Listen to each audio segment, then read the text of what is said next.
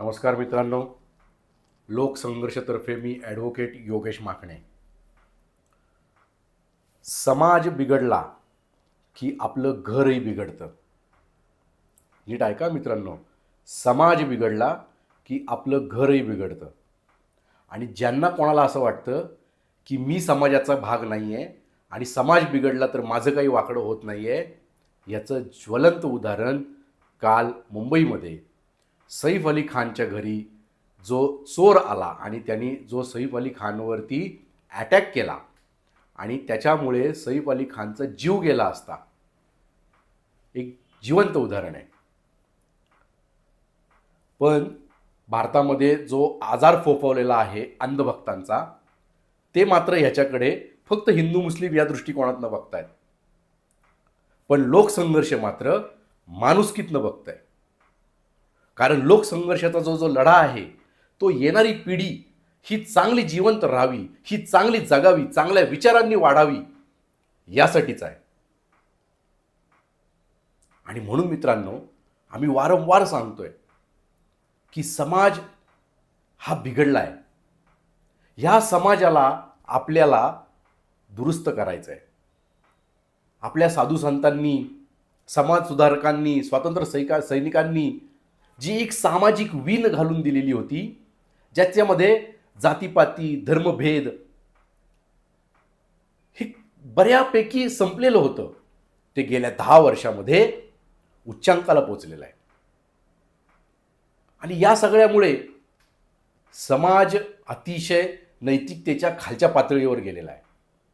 आणि ह्याला कारणीभूत आहे गेल्या 10 वर्षातलं केंद्रातलं आणि राज्यातलं सरकार देखील.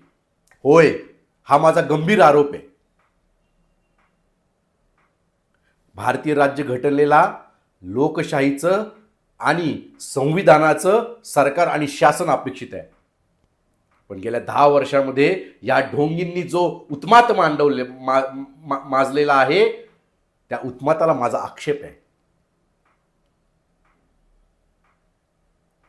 हे जर का एखाद्या हिंदू ॲक्टरच्या घरी घडलं असतं तर, हेच जर का एखाद्या हिंदू ॲक्ट्रेसच्या घरी घडलं असतं तर फेसबुक, इंस्टाग्राम, सोशल मीडियावरती हाहाकार माजला असता. पण विसरू नका अंधांनो, हे उद्या तुमच्या बाबतीत देखील होणार आहे. हे माझ्याकडनं लिहून घ्या. सैफ काय मुसलमान होता म्हणून त्याच्या घरी चोरटा गेला नाही, तर तो 1 कोटीची खंडणी मागण्यासाठी गेला. त्याच्या 4 वर्षाच्या मुलाला त्यांनी किडनॅप केलं. ती नर्स तिथं झोपलेली खडबडून जागी झाली, तिच्यावरती देखील हल्ला झाला. ती ख्रिश्चन आहे. इतर नर्सेस, इतर कामगार हिंदू आहेत, त्यांच्यावर देखील हल्ला झाला. गुन्हेगाराला जात नसते, धर्म नसतो, त्याला फक्त पैसा प्यारा असतो. आणि गेल्या 10 वर्षातलं सरकार हे गुन्हेगारच आहे. कारण या सरकारनी ज्या प्रकारचा भ्रष्टाचार या भारतात आणि महाराष्ट्रात लावलेला आहे, त्याच्यामुळेच आज समाजाची ही अधोगती झालेली आहे. आज भ्रष्टाचाराकडे कोणाचंही लक्ष नाही, भ्रष्टाचारावर कुणी बोलायला तयार नाहीये. पण या भ्रष्टाचारामुळेच आपले विचार देखील आणि आचार देखील भ्रष्ट झालेला आहे. कारण प्रत्येकाला फक्त आणि फक्त पैसा दिसतोय. पैशाच्या पलीकडं दुसरं तिसरं काहीच दिसेना असं झालेलं आहे. म्हणजे सक्सेस देखील जर का मोजायचा असेल तर पैशामध्ये मोजला जातोय. असं नाही चालणार आपल्याला.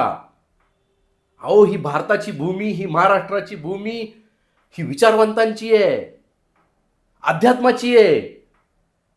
ह्याला या गुजरात्यांनी जो पैशाचा नाद लावलेला आहे, या नादामुळं आपण सगळे भ्रष्ट झालेलो आहोत. लोकसंघर्षाने ह्याच्या आधी देखील लाडक्या बहिणीचा निषेध केलेला आहे. आणि आज देखील लोकसंघर्ष सरकारकडे मागणी करतं की ही लाडकी बहीण योजना पहिली बंद करा. आणि त्या योजनेतनं जे 4,500-5 हजार कोटी तुम्ही वर्षाला 5 वर्षाला खर्च करणार आहात, त्याच्यामध्ये पोलीस यंत्रणा सक्षम करा, कायदा सुव्यवस्था सक्षम करा, न्यायालय सक्षम करा. आज मित्रांनो, आम्ही वकील म्हणून अनुभवाने सांगतो तुम्हाला, अतिशय कटू अनुभव आम्हाला न्यायालयामध्ये यायला लागलेले आहेत.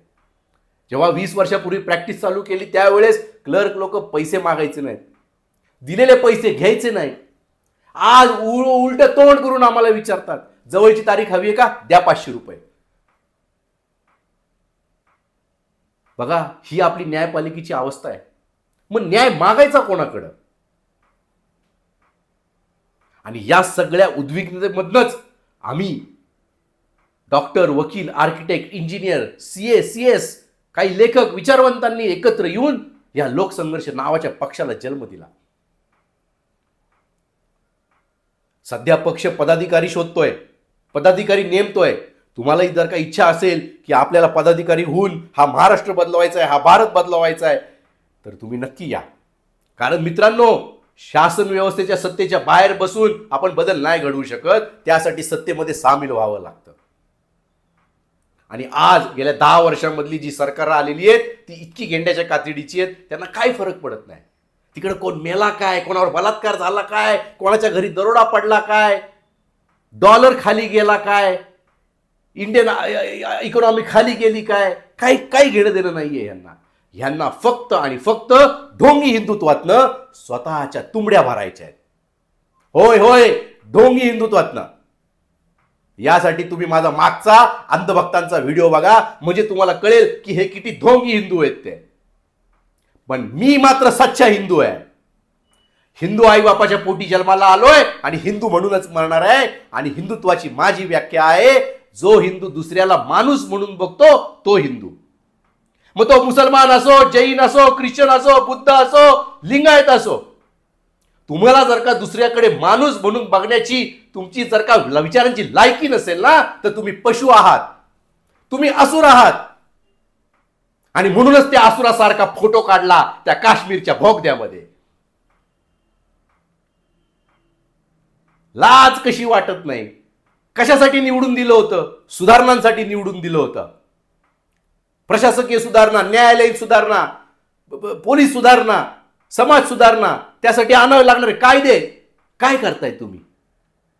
त्या अंबानी अदानीच्या घशामध्ये आमची अख्खी मुंबई घातली आहे. 67 रुपये स्क्वेअर फुटने अंबानीला जागा देताना सरकारी आमच्या मालकीची लाज कशी वाटत नाही तुम्हाला? म्हणजे पैशापुढे तुम्हाला काही दिसेल असं झालेलं आहे. अहो, एके दिवशी हा चोर तुमच्या दालनात देखील येईल. आणि ह्याच्या आधी देखील अशा घटना घडलेल्या आहेत. इथं काय राजा सुरक्षित असतो असं काही नाहीये. अहो, जिथं समाज सुरक्षित नाही तिथं राजा कसला सुरक्षित? राजा देखील समाजाचाच भाग आहे. कालच मित्रांनो, प्रसिद्ध सायंटिस्ट सोनम वांगचुक यांचं एक भाषण ऐकलं. त्यातलं एक विचार मला इतका पटला की मी तुमच्याशी तो शेअर करतो आणि पुन्हा एकदा आवाहन करतो की आमच्या खांद्याला खांदा देऊन या, आमच्या बरोबर पदाधिकारी व्हा, आपण एकत्र मिळून काम करूया. हा महाराष्ट्र देश, हा भारत देश आपण बदलूया. कायद्यामध्ये प्रचंड ताकद असते मित्रांनो. आणि जी संविधानाने दिलेली आहे, जे हे मोडायला निघालेत ना, त्या संविधानाने दिलेली ताकद आहे. तर सोनम वांगचुकनी काल काय सांगितलं? सरकार क्या है? मी मराठीत सांगतो. सरकार काय म्हणाले ते? सरकार तर अल्लाउद्दीनच्या त्या चिरागातला जीन आहे. मलाही थोडंसं हसल्यासारखं झालं. नंतर त्यांनी पुढे सांगितलं की अल्लाउद्दीन काय सांगतो, त्या जीनला त्या चिरागातनं बाहेर काढतो. जीन म्हणतो, बोले मेरे आका क्या हुकुम है. आणि मग अल्लाउद्दीन सांगतो, मला खायला आण, मला कपडे आण, मला विमान आण, मला हे आण, मला ते आण. त्याचप्रमाणे वांगचुक साहेब म्हणतात, सरकार हे जीन आहे. मग अल्लाउद्दीन कोण आहे? अल्लाउद्दीन आपण आहे, नागरिक आहोत. आपण जे सरकारकडे मागू ते सरकारला देणं भागच आहे. आणि अतिशय योग्य वाक्य आहे. लोकशाही मूल्यांमध्ये, लोकशाहीच्या चौकटामध्ये, संविधानाच्या चौकटीमध्ये एकदम बरोबर बसणारं वाक्य आहे. आपण जे सरकारकडे मागतो तेच सरकार आपल्याला देतं. आणि म्हणून लोकसंघर्ष ही मागणी करताय, नागरिकांकडनं मागणी करताय. मी स्वतः भारताचा नागरिक म्हणून मागणी करतोय, पहिला हा सगळा भ्रष्टाचार बंद करा. आणि या लाडक्या बहिणीच्या माध्यमातून तुम्ही जो भ्रष्टाचार कायदेशीर केलाय ना, तो तर पहिल्यांदा बंद करा. आणि त्या पैशातनं आम्हाला सुरक्षित आयुष्य द्या. पोलीस यंत्रणा सक्षम करा, न्यायालय सक्षम करा. आणि तुम्हाला हे जमत नाहीये, म्हणूनच आम्ही ठरवलेलं आहे की होय, आम्ही देखील सक्षम आहोत. भले आमच्याकडे पैसे नसतील, पण आमच्याकडे योग्य विचार आहे. आणि म्हणून मित्रांनो तुम्हाला आवाहन करतो, तुम्हाला जर का असं वाटतंय की तुमच्याकडे क्षमता आहे पण संधी नाहीये, जरूर आमच्याशी संपर्क साधा. संधी द्यायला आम्ही तयार आहोत. तुमच्या पाठीशी पूर्णपणे 100% क्षमतेने आम्ही उभे राहायला तयार आहोत. जय हिंद, जय महाराष्ट्र.